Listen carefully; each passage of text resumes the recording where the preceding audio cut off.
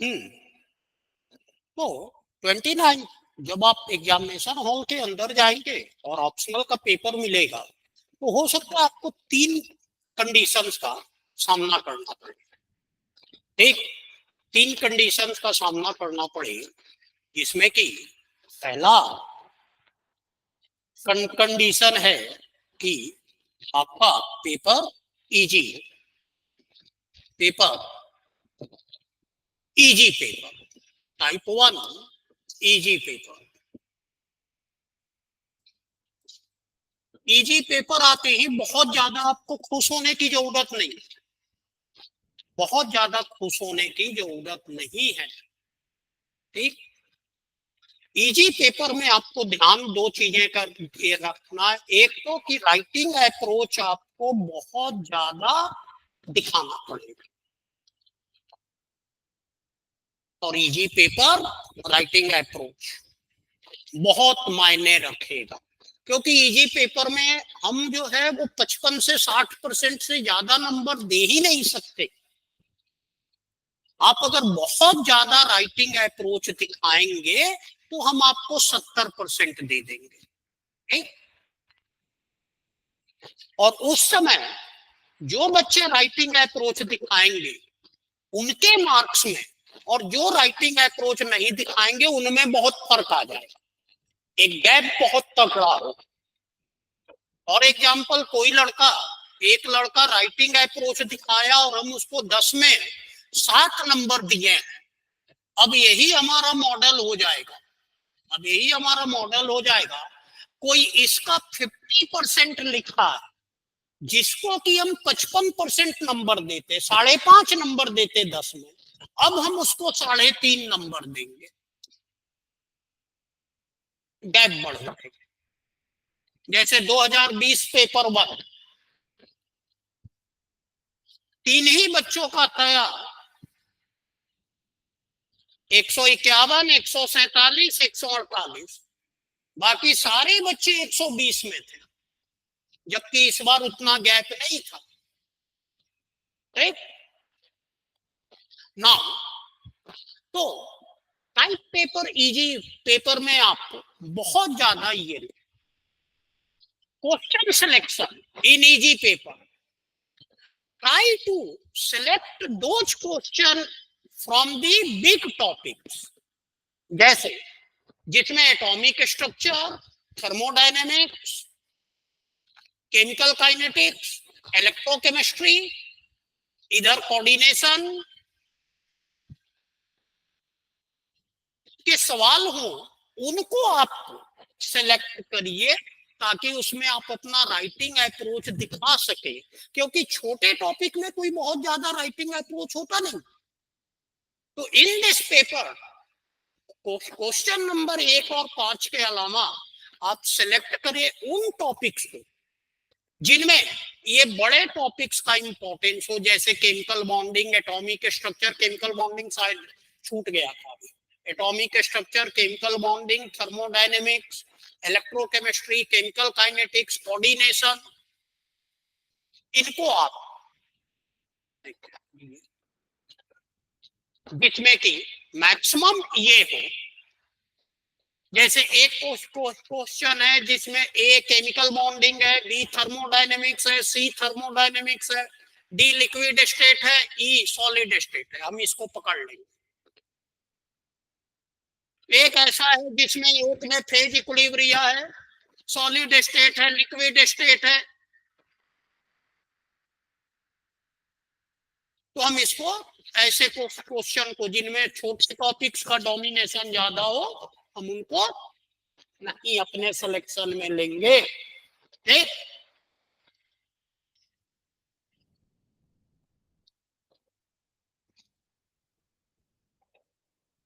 इनमें आपको writing approach के साथ साथ इस बात का भी ध्यान रखना होगा कि क्वेश्चन को पूरा करें, क्योंकि पेपर इजी, अटेम्प्ट बढ़ेगा, जितना अटेम्प्ट बढ़ेगा नॉर्मलाइजेशन में भी आपको कम लॉस होगा। तो इजी टाइप पेपर जो है वो ये है। इसका जस्ट अपोजिट, गए और आंख के सामने अंधेरा हो गया पेपर मिलते ही, that is tough paper. Tough paper पहले झलक में आपको ऐसा लगे ही नहीं कि भाई ये ना टेस्ट सीरीज में था ना डायरेक्टली नोट्स में था। नहीं, ऐसा कुछ अगर हो तो आप पेपर को फिर से एक बार पढ़िए, सब कुछ दिखाई देने लगेगा। टफ नहीं है, सब कुछ दिखाई देने लगेगा, केवल आपको समझने की जरूरत है। इन परिस्थितियों में आप राइटिंग अप्रोच पे ध्यान ना दें, आप छोटे जो हैं उन टॉपिक्स को जस्ट अपोजिट कर दीजिए। सबसे पहले तो आप सिलेक्शन वो करें जिसमें आपको मैक्सिमम क्वेश्चन आता हो। ठीक, अच्छे से आए, क्योंकि इसमें नॉर्मलाइजेशन का फैक्टर बहुत कम होगा। इसमें हम डायरेक्ट आंसर पे भी 7 नंबर देंगे। ठीक, तो हम छोटे टॉपिक को सिलेक्ट करें। हम कंपलसरी के बाद उन क्वेश्चंस को सिलेक्ट करेंगे जस्ट पहले वाले का अपोजिट, जिसमें छोटे टॉपिक बहुत ज्यादा, क्योंकि उनमें राइटिंग अप्रोच की कोई जरूरत नहीं। आप डायरेक्टली आंसर लिख सकते हो इंट्रोडक्शन को देते हुए। ठीक, जैसा कि आपका फिजिकल केमिस्ट्री में सेक्शनल 1 था, फिजिकल केमिस्ट्री में आपका सेक्शनल 1 था, ये सेक्शनल पेपर 2 थर्मोडायनेमिक्स इलेक्ट्रो वाला, उसमें स्टूडेंट को 160 नंबर भी आए और स्टूडेंट को 100 से कम भी आए। ठीक, सिलेक्शन पे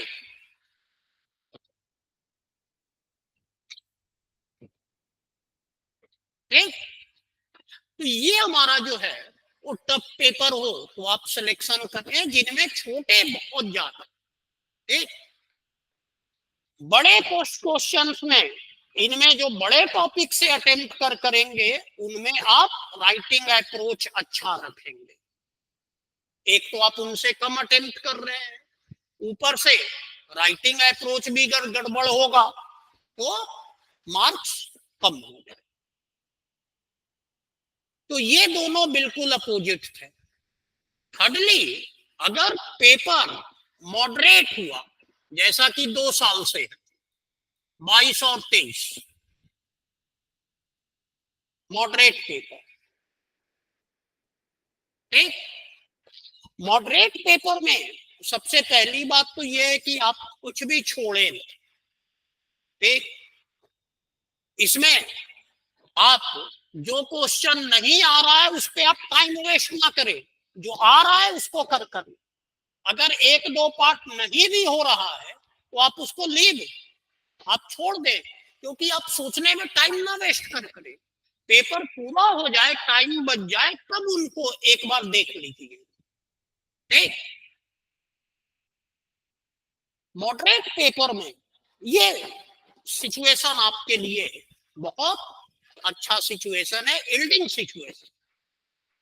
कंपलसरी के अलावा इसमें आप फिर से वही करिए कि जिसमें छोटे टॉपिक हो उनको सेलेक्ट करिए। ठीक, और छोटे टॉपिक्स में भी टाइम दीजिए, छोटे टॉपिक्स में भी डायरेक्ट आंसर मत दीजिए। डेफिनेशन, डायग्राम, जैसे कैपिलरी एक्शन का, ये सब कुछ करने के बाद आप मतलब ड्यू रेस्पेक्ट दे छोटे टॉपिक को भी। बड़े टॉपिक्स के जितने क्वेश्चन है उनमें राइटिंग अप्रोच आपको बहुत अच्छा रखना। ठीक, मतलब आप समझिए तो टफ पेपर और मॉडरेट पेपर में बस इतना ही फर्क है कि मॉडरेट पेपर में छोड़िए मत कुछ, टाइम बार बार आप देखते रहिए। ऐसा नहीं कि आप राइटिंग अप्रोच देने में इतना बिजी हो जाइए कि आपके पेपर छूट जाए, क्योंकि मॉडरेट में अगर आप छोड़ते तो दिक्कत होता है। इस बार 40-40 नंबर बच्चे छोड़ दिए, और जो बच्चे 40-40 नंबर छोड़े हैं वो सब 120, 100 से 120 के बीच में आ गए, और जो बच्चे सब अटेम्प्ट किए हैं 140 तक गए हैं। ठीक, 150 प्लस भी गया, 164 भी गया है। ठीक, तो ये मॉडरेट पेपर सबसे अच्छा पेपर है इफ यू यूज वाइजली। क्या, छोड़े नहीं, छोटे टॉपिक को भी अच्छे से ड्यू रेस्पेक्ट के साथ कर। ठीक, बड़े टॉपिक को तो रेस्पेक्ट देना ही देना है राइटिंग अप्रोच के साथ। मतलब टफ और मॉडरेट में सिर्फ एक ही फर्क है कि आपको पेपर यहाँ पूरा करना है, क्योंकि इसमें नॉर्मलाइजेशन होगा। इस बार हम समझते हैं कि 26% का नॉर्मलाइजेशन, ठीक, इसमें 10% का होगा। इजी वाले में एज हाई एज नॉर्मलाइजेशन 40% तक हो सकता है। ठीक, तो ये हमारा है। पेपर 2 में भी सेम रखिए, पेपर 2 में भी इजी पेपर आए। इसमें आपको ये देखना है पेपर 2 में इजी, टफ और मॉडरेट, ये तीन तो अलग बात हो गई। पेपर 2 में हमको ये देखना जरूरी है क्वेश्चन सेलेक्ट करते वक्त, ये पेपर 1 के लिए, कि हमको कौन से टॉपिक को इम्फेसाइज करना है। हम आपको 2 सेट दिए थे, कंपलसरी के बाद 3 क्वेश्चन में या तो हम 2 क्वेश्चन अटेम्प्ट करे peri photo, reagent polymer, spectro से, या तो हम 2 क्वेश्चन अटेम्प्ट करे एरोमेटिसिटी, रिएक्शन मैकेनिज्म, रीअरेंजमेंट और नेम्ड रिएक्शन। मेरी सलाह यह है कि स्पेक्ट्रो तो आप दोनों में इंक्लूड करिए, स्पेक्ट्रो के क्वेश्चन को सेलेक्ट करिए। पेपर अगर इजी हो तो मैं समझता हूं कि रिएक्शन मैकेनिज्म से आप 2 क्वेश्चन सेक्शन ए से करिए और सेक्शन बी से एक क्वेश्चन करिए कंपलसरी के अलावा। सेक्शन ए में आप एनजीपी मतलब रिएक्शन मैकेनिज्म, रिएक्शन मैकेनिज्म से एक कर लीजिए, एक पेरीसाइक्लिक वाले ब्रांच से कर लीजिए जिसमें पेरीसाइक्लिक हो, और एक जिसमें रिएक्शन मैकेनिज्म का डोमिनेशन हो, उसको कर लीजिए। ठीक, पेरीसाइक्लिक वाले में ही रीअरेंजमेंट भी होता है। ठीक, तो इससे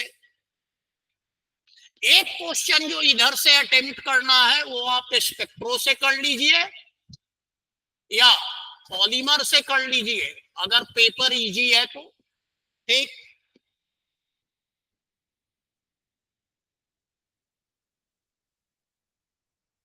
रीएजेंट। ठीक,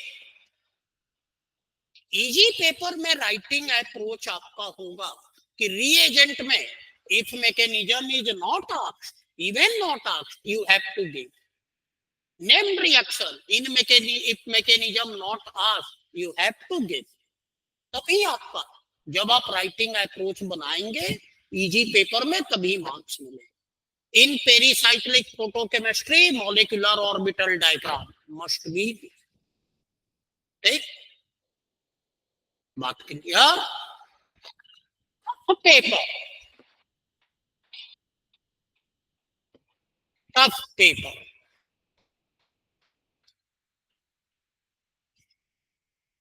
जस्ट उल्टा कर दीजिए, सेक्शन ए सेक्शन बी, तब पेपर 1 2। पेपर कब होता है ऑर्गेनिक में? जब रिएक्शन मैकेनिज्म से अनयूजुअल क्वेश्चन पूछना शुरू कर दे, तभी पेपर टफ होता है। नेम्ड रिएक्शन में क्या टफ होगा, रिएजेंट में क्या टफ होगा, पेरीफोटो में क्या टफ होगा भाई,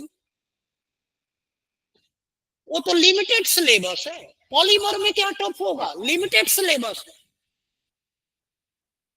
ठीक, तो सेक्शन बी को ज्यादा इम्फेसाइज करिए, स्पेक्ट्रो पॉलीमर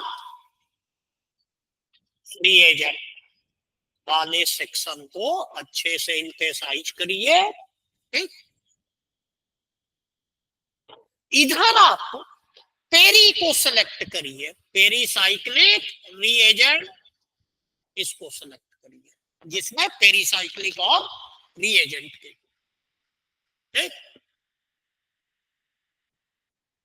सब पेपर में टू दी पॉइंट बनते चलिए, टू दी पॉइंट बनते चलिए। ठीक, मॉडरेट पेपर अगर है तो इसी को फॉलो करिए, इसी को फॉलो करिए। ठीक, इसको फॉलो करिए,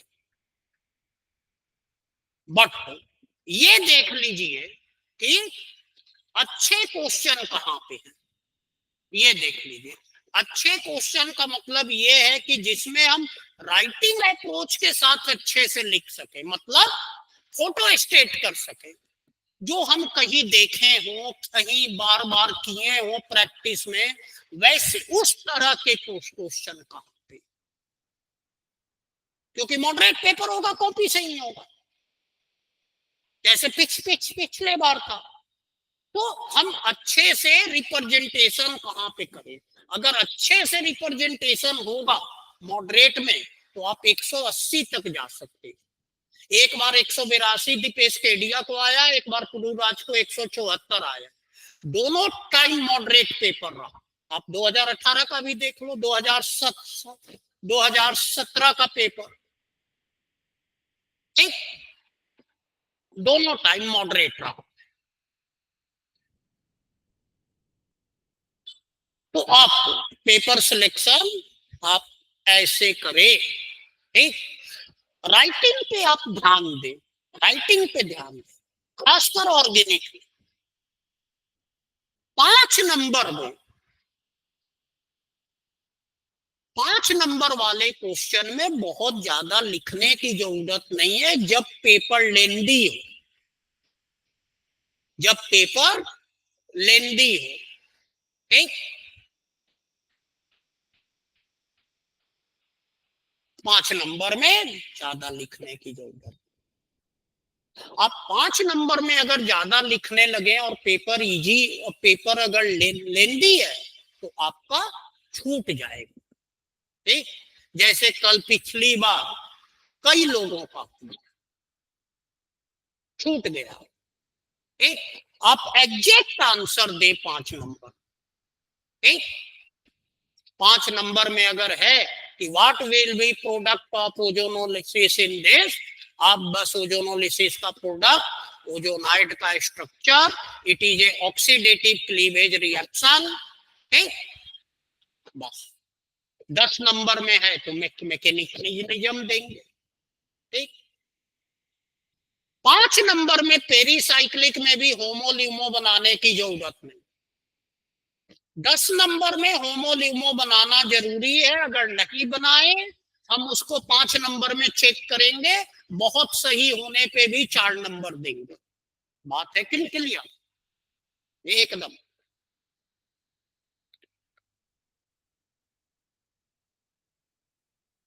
पंद्रह नंबर वाले जितने भी क्वेश्चन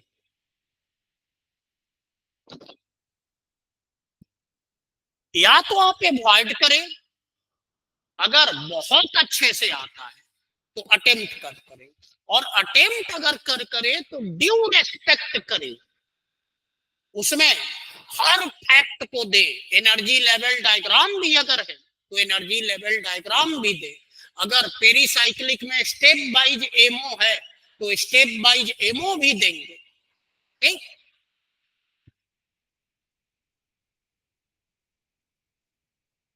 तो 15 नंबर में अगर आपको थोड़ा सा भी डाउट है और अगर आप अवॉइड कर सकते हैं तो आप अटेम्प्ट ना करें।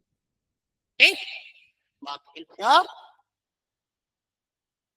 रही बात पेपर 2 में, ठीक, पेपर 2 में आपको जब कभी कन्वर्जन आता आप डिस्टर्ब हो जाते हैं, आपको स्टिक रहना है, आप स्टिक कीजिए कि आपके सिलेबस में रीएजेंट कौन कौन और आपके सिलेबस में नेम्ड रिएक्शन कौन कौन सा, रीअरेंजमेंट कौन कौन सा, आप उन्हीं को यूटिलाइज कर आप अगर ब्रॉडर एस्पेक्ट में उसको सोचना शुरू कर देंगे तो आप नहीं कर पाएंगे, या तो करेंगे तो टाइम बहुत ज्यादा ले लेंगे और टाइम लिमिटेड है। ठीक, ठीक उसी तरह से फिजिकल में अगर आप न्यूमेरिकल पे आते हैं तो आप एक बार, जैसे हम सारे न्यूमेरिकल एप्लीकेशन में कर पाए हैं कि कंडक्टेंस मेजरमेंट का ये एप्लीकेशन है, फर्स्ट लॉ ऑफ थर्मोडायनेमिक्स का ये एप्लीकेशन है। थर्मोडायनेमिक्स में ज्यादा बच्चे डिस्टर्ब होते हैं, तो थर्मोडायनेमिक्स के न्यूमेरिकल में आप सबसे पहले तो ये देखिए ना, what and where is system,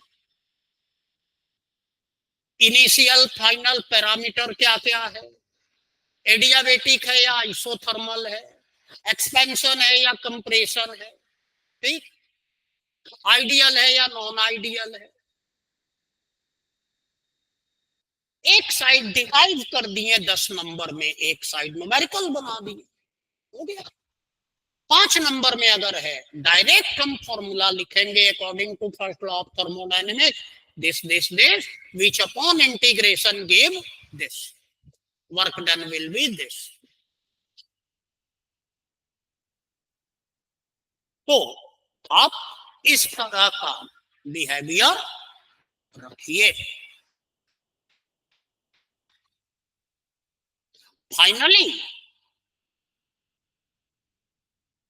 finally अगर फर्स्ट पेपर टफ आ जाता है तो आप ऐसा ना हो कि आप डिप्रेस हो जाए। इसे सेकंड आप उसी तरह से सेकंड पेपर का तैयारी रखिएगा। सेकंड पेपर के लिए आपको सेंटर पे लेके क्या क्या जाना है, आईआर के जितने डाटा हैं, एनएमआर के डाटा, उनको वुडवर्ड हॉफमैन वुडवर्ड फिजर रूल का जो डाटा है वो लिख के ले जाइए। आप रिवाइज कर सकते हैं, वहां कर सकते हैं कि नहीं, थोड़ा शॉर्ट नोट्स से अगर शॉर्ट नोट्स ले जाते हैं तो थोड़ा सा आप पॉलीमर देख लीजिएगा, ठीक, कि मोनोमर क्या क्या है। सेंटर पे उस 2 घंटे में अब रिएक्शन मैकेनिज्म मत रिवाइज करना शुरू कर दीजिए। ठीक, तो ये आपका एग्जामिनेशन वाले दिन दोपहर में जो लंच ब्रेक होता है उस समय आप इतना ही करेंगे। ठीक, उस समय में आप पेपर 1 का कोई भी प्रेशर, चाहे वो टफ पेपर का प्रेशर हो या इजी पेपर का, जो है खुशी हो, उसको अपने ऊपर हावी नहीं होने दीजिए। ठीक, ऑल द बेस्ट। और अगर कुछ हमको ऐसा होगा तो हम एक वीडियो और पोस्ट कर देंगे या कोई क्वेश्चन अटेम्प्ट, क्योंकि मैक्सिमम बच्चे हमारे पास जो है वो क्वेश्चन सिलेक्शन आप पहले के 10 से 12 मिनट 15 मिनट समय देके कर ले, फिर चेंज ना करो, या एक क्वेश्चन किए फिर सिलेक्ट कर रहे हैं, ये वाली प्रवृत्ति। आप एक बार में क्वेश्चन सिलेक्ट करो, 10 से 15 मिनट समय दे दीजिए। ठीक, सिलेक्शन का क्राइटेरिया यही होगा। ठीक, तो ऑल द बेस्ट। अगर हमारे पास कुछ भी होगा हम आपको एक वीडियो से और इन्फॉर्म कर देंगे।